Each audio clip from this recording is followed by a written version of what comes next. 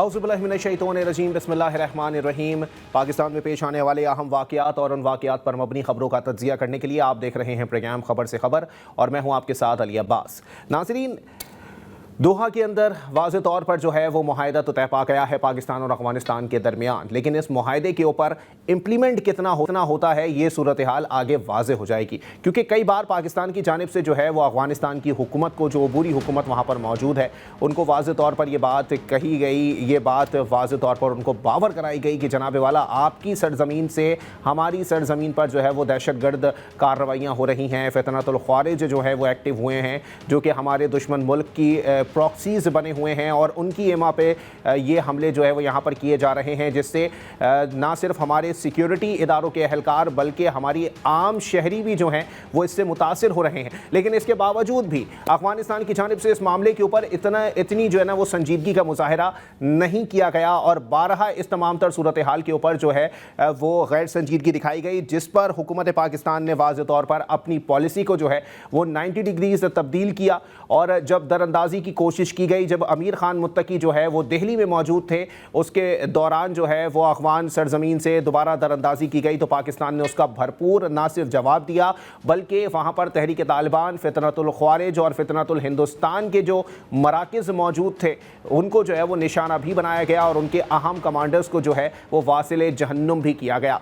अब बात आती है कि इस दोहा मुआहदे के अंदर, जिसमें कतर और तुर्किया ने जो है वो सालिसी का किरदार अदा किया है, इस पर अफ़गान तालिबान कितनी संजीदगी का मुज़ाहरा करते हैं, क्योंकि पाकिस्तान ने वाज़ेह तौर पर कहा है कि हम किसी सूरत जो है वो इश्तियाल अंगेज़ी नहीं चाहते, हम किसी सूरत जो है वो जंग नहीं चाहते, लेकिन अगर कोई हम पर हमला करता है तो उसके बाद उसका जवाब जो है वो देना हम अपने ऊपर वाजिब समझते हैं, और उसकी तबीयत साफ़ करना जो है वो हमारा पसंदीदा मशगला शुमार होता है। इस हवाले से मुस्लिम लीग नून के अहम रहनुमा राना सनाउल्लाह साहब की जानिब से भी स्टेटमेंट वाज़ेह तौर पर सामने आया। उन्होंने कहा, जनाब वाला अब बहुत हो चुका, अब अगर कोई तालिबान दहशतगर्द आकर पाकिस्तान में दरअंदाजी करता है या पाकिस्तान में जो है वो दहशतगर्द कार्रवाइयों में मुलविस पाया जाता है तो किसी भी किस्म का रहम नहीं खाया जाएगा। ना सिर्फ यहाँ पर उसको जो है वो ख़त्म किया जाएगा, बल्कि अफ़गानिस्तान के अंदर जो उसके ताने बाने मौजूद होंगे उनको भी जो है वो वाज़ेह तौर पर ऐसा नुकसान पहुँचाया जाएगा जो उनकी नस्लें तक याद रखेंगी। इसी पर बात करेंगे, हमारे साथ senior defence analyst air commodore Khalid Chishti साहब मौजूद हैं। बहुत शुक्रिया खालिद साहब, आपने अपना कीमती वक्त इनायत किया है, आपको प्रोग्राम में वार्मली वेलकम कहेंगे। खालिद साहब, क्या सूरत हाल दिखाई देती है, क्योंकि अगर अब भी हम जो है वो भरोसा कर रहे हैं कि अफ़गानिस्तान जो है वो इस मुआहदे की पासदारी करेगा, तो कितनी बार हम पहले भी इस सूरत हाल को जो है वो देख चुके हैं, इसके बावजूद भी हमने कभी भी उस पर कोई पॉजिटिव पेशरफ्त नहीं देखी। बहुत शुक्रिया अली, आपने इनवाइट किया। देखिए, इस दफ़ा एक कामयाबी की एक हक में बात मुझे नज़र आती है और एक कामयाबी की मुखालफत में नज़र आती है। और दूसरा जो आप कह रहे थे कि उनका ट्रैक रिकॉर्ड ऐसा है बदकिस्मती से कि वो ऑनर नहीं करते रहे हिस्ट्री में, जिसके साथ भी उन्होंने एग्रीमेंट किया है। इवन ये अमेरिका के साथ, जब अमेरिका की हुकूमत थी अफगानिस्तान में और तालिबान स्ट्रगल कर रहे थे इक़्तिदार के लिए, उस वक्त भी उनका जो दोहा में मुज़ाकरा चल रहे थे उनके एग्रीमेंट हो गया था। और कहा जाता है कि तकरीबन जब अमेरिका निकला उससे 2 साल पहले ये अंडरस्टैंडिंग हो गई थी कि सीज फायर करेंगे और अमेरिका वहाँ से पुल आउट करेगा। लेकिन 2 साल के अंदर इस अंडरस्टैंडिंग और एश्योरेंस के बावजूद तालिबान ने हमले बंद नहीं किए थे अमेरिका पर। तो ये एक किस्म का उनका ट्रैक रिकॉर्ड है, उससे पहले भी कई दफ़ा हुआ है। जो मैं अर्ज़ कर रहा था कि एक हक में जाती है और एक मुखालफी जाती है। हक में ये बात जाती है कि तालिबान को हमने जो कीमत चुकाई है पहली दफ़ा, उसका अंदाज़ा नहीं था। वो इसलिए कि हमने कभी प्रोहिबिटिव कॉस्ट इम्पोज नहीं की थी उन पर। हम वन साइडेड नुकसान उठाते आ रहे थे। हमने 90,000 जनाजे उठाए शहदा के, हमारी हज़ारों लाखों फैमिलीज इफेक्ट हुई डायरेक्टली और इनडायरेक्टली, लेकिन हमने कभी कीमत उनसे नहीं वसूल की थी। अली, मैं आपको बताता चलूँ कि एज अ फाइटर पायलट मैं अपनी 35 साल नौकरी के दौरान ये सबसे मुश्किल वक्त जो मुझे लगा वो था एक शहीद का जनाजा उनके घर वालों के हवाले करना। एज अ फाइटर पायलट हमारा कोई क्रैश हो जाता था तो मैं एक दफ़ा जहाज अपना जो जनाजा था वो खुद लेकर गया था, और सबसे मुश्किल ये था कि उसके वालिदैन को, उसके बहन भाइयों को समझाना कि ये 21-22 साल का नौजवान है, हम आपने भेजा था इसको फाइटर पायलट बनने, हम इसका जनाजा पाकिस्तान के झंडे में लेकर या लपेट कर आपके हवाले करने आए हैं। ये बहुत चैलेंजिंग होता है। बिल्कुल। और आई एम श्योर हमारे जो लॉ इन्फोर्समेंट एजेंसीज रहे हैं, पुलिस है, रेंजर्स है, सिविलियंस हैं और आर्मी के जो लोग हैं, मैं इमेजिन कर सकता हूँ कि उनके फैमिलीज ने क्या वक्त गुजारा होगा। एक बात ہم نے اس کی قیمت کبھی طالبان سے نہیں لی تھی.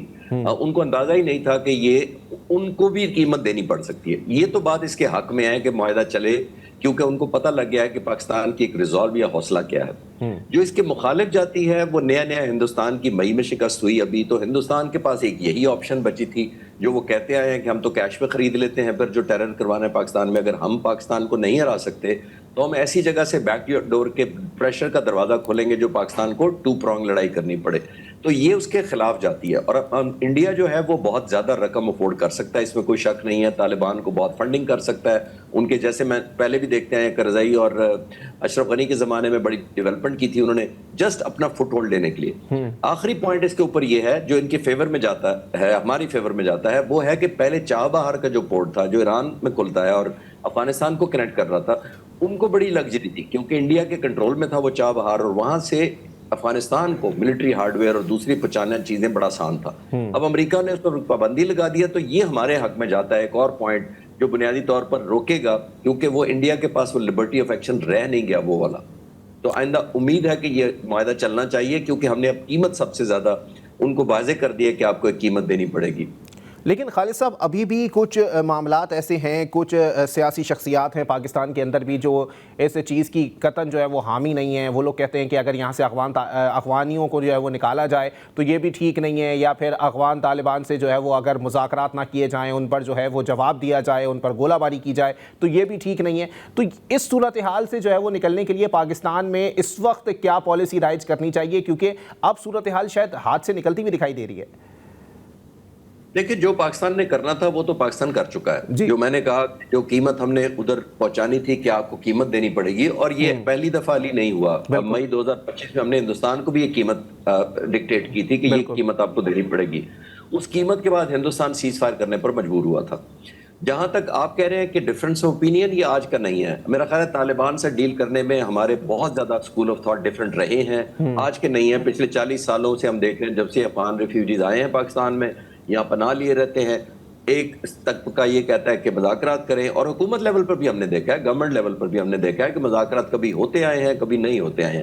اور ان سب میں قصور طالبان کا رہا ہے, کیونکہ وہ ڈیپینڈیبل نہیں, انہوں نے اپنے آپ کو کریڈیبل نہیں ثابت کیا کہ اگر آپ ہم سے مذاکرات کریں گے تو واقعی ہم دہشت گردی کو چھوڑ دیں گے, واقعی محنت کریں گے کہ ہمارے طرف حملے نہ ہو اور سرویلنس میں ہماری مدد کریں گے. ان کی نیت کی طرف رہا ہے. ہماری حکومت میں جب بھی کسی بھی پچھلے 30-40 سال میں نیگوشیشن کی ہے یا ان کو ٹیبل ٹاک پر لے کے آئے تو ہماری تو سنسیریٹی رہی ہے. صرف انفارچونیٹلی ان کا ٹریک ریکارڈ ایسا ہے, اور اس کی وجہ میں آخر میں بتاتا چلوں, اس سوال کے آخر میں یہ عرض کرتا چلوں کہ وہ کیش اسٹاروڈ کنٹری ہے, ان کے پاس پیسے نہیں ہیں. یہ ان کا صدیوں سے چلتا آ رہا ہے یہاں پہ کہ یہ ایک موسٹ فیوریٹ کہہ لیں یا موسٹ ڈیپینڈیبل ایک سورس ان کا انکم کا تھا ہی یہی. اس ملک سے افغانستان کی طرف سے اور اس کے فردر نارتھ کی طرف سے آتے تھے, انویڈرز آتے تھے ہندوستان, یہاں سے لوٹ مار کرتے تھے اور واپس چلے جاتے تھے. جب تک ان کے وہ پیسے یا وہ جواہرات اور جولری ختم نہیں ہوتی تھی واپس آ جاتے تھے پھر. تو یہ ان کو کیش ڈیپینڈنٹ ملک رہا ہے, اور بہت سارے ملکوں نے اسی وجہ سے ان کو ایکسپلائٹ بھی کیا ہے. لیکن اس دفعہ مجھے امید ہے کہ فرق ہوگا. ایک بریک کے لیے مجھے کہا جا رہا ہے, بریک کے بعد پروگرام کو یہیں سے کنٹینیو کریں.